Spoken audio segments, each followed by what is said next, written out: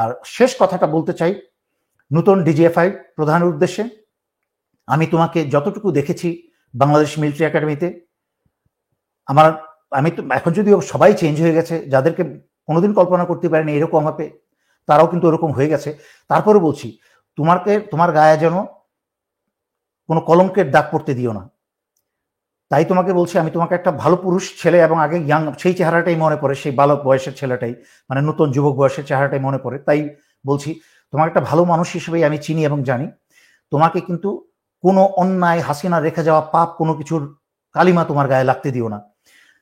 তা প্রথম উপায় হচ্ছে তুমি ইমিডিয়েটলি যত আয়নাঘর আছে সারা বাংলাদেশে তোমার অধীনে, ক্যান্টনমেন্টে, এই কি বলে এটাকে, গাজীপুরে, এবং ইভেন কি পুলিশের ডিবির অধীনে সমস্ত আয়নাঘর থেকে সমস্ত বন্দীদের তুমি মুক্ত করে তোমার নিজের এই চেয়ারটাকে আগে নিষ্কলঙ্ক করো, এই চেয়ারটাতে বসার আগে।